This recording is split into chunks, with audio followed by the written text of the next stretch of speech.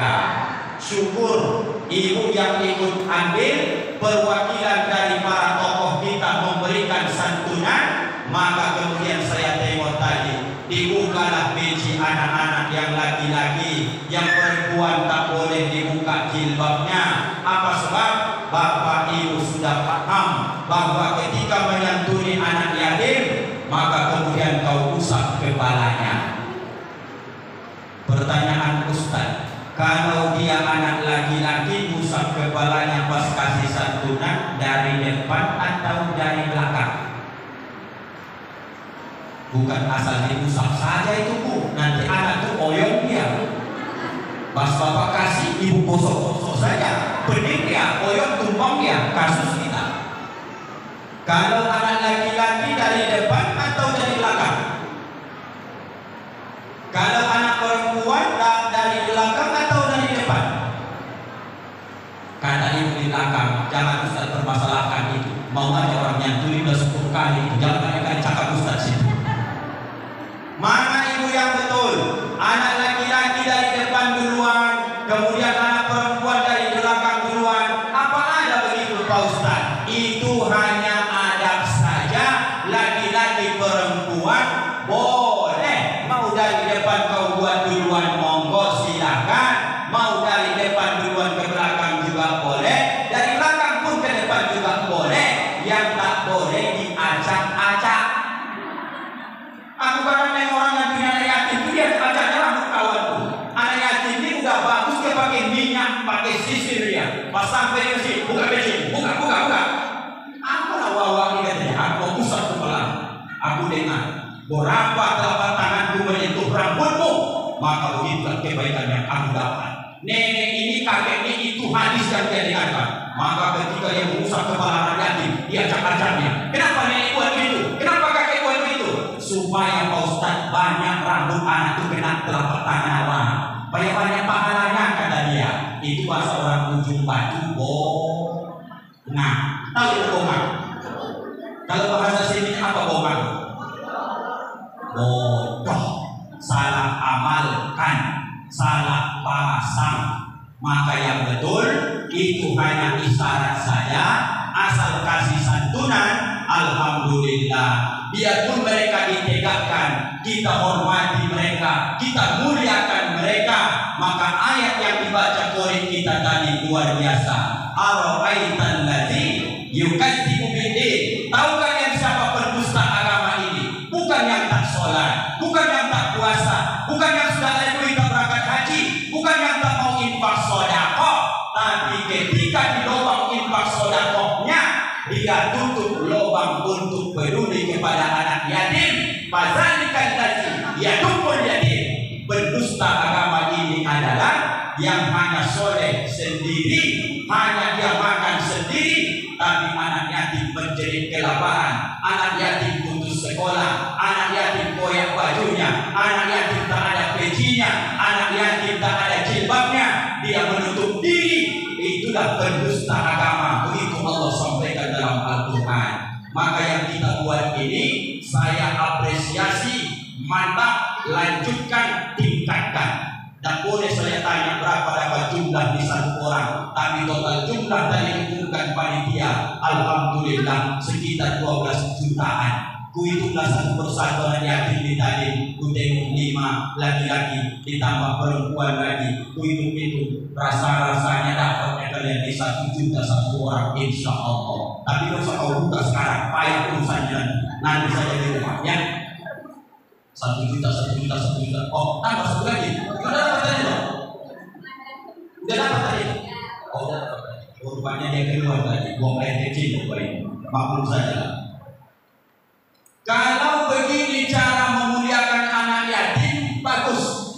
Begini cara nyantuni anak yatim, mantap.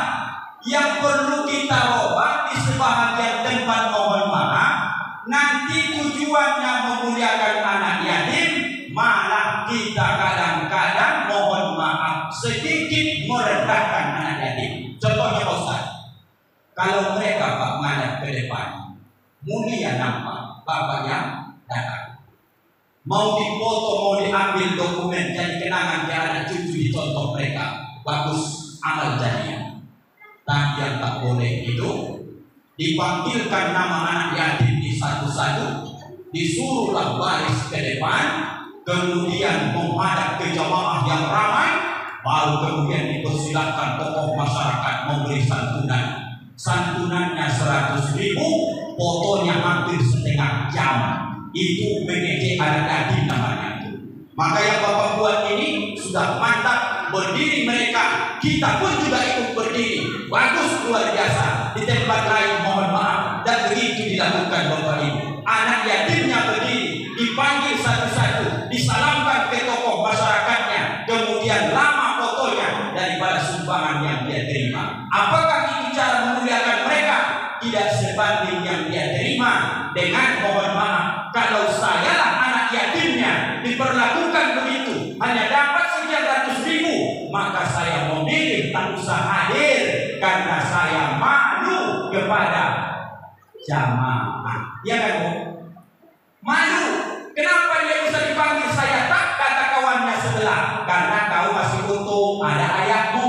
Kalau kau ikut kau maju juga besok, berdoa kau sekarang, semoga ayahmu cepat mati. Anak sebelah pun bawa pula doanya, ya Allah cepatkanlah ayahku mati supaya aku yakin, supaya besok pas santunan aku bisa ikut. Allahu Akbar. Yang baik-baik lanjutkan, yang tak baik tinggalkan, yang sudah baik ditingkatkan. Alhamdulillah. Sama-sama Ibu. Subhanallah.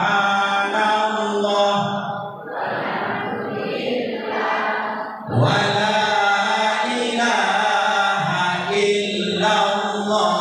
Allahu Akbar. Subhanallah.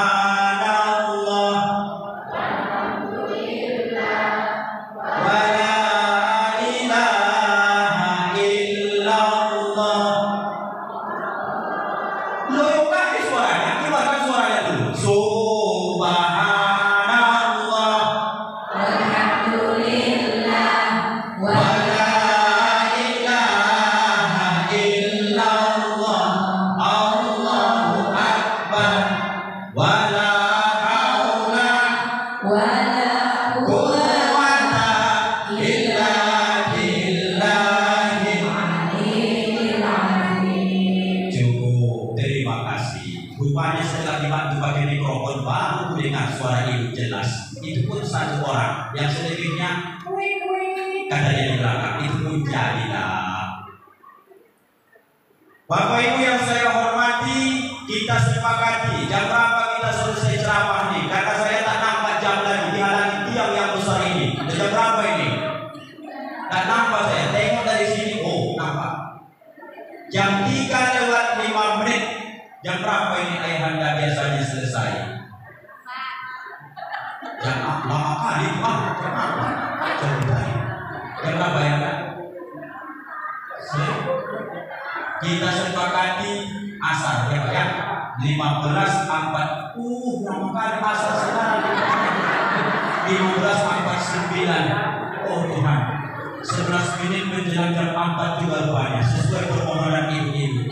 Kita coba pelan-pelan. Nanti kalau Ustaznya capek berhenti, kalaupun nanti Ustaz letih singgah, kemudian nanti ibu-ibu pun tetap sabar. Insya Allah kita nanti bawa pulang, ada manfaat pertemuan kita. Alhamdulillah. Yang pertama, tanggal berapa ini Bapak Ibu bulan Muharram? Tanggal 10. Semalam tanggal 9 disebut dengan hari Tasu'a. Hari ini tanggal 10 namanya hari Asyura. Apa yang diminta sama Nabi Muhammad kepada kita umat Islam sebagai umatnya, kalau masuk tanggal 9 dan 10 Muharram, kita semua sunnah melakukan puasa.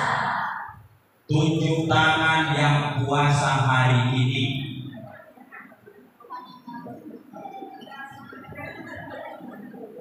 Mana yang puasa hari ini? Tidak ada. Puasa apa? Kalau kau puasa, kita harus tambah Mana yang puasa? Kalaupun tidak puasa apakah dosa? Tidak, karena puasa ini puasa sunnah.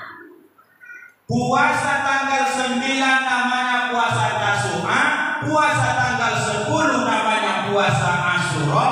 Kata Nabi, siapa yang berpuasa pada hari Asyura diampunkan dosanya setahun yang lalu. Kalau ibu pun tak puasa, moga-moga kemarin ibu Zulhijjah puasa Tarwiyah dan Arafah.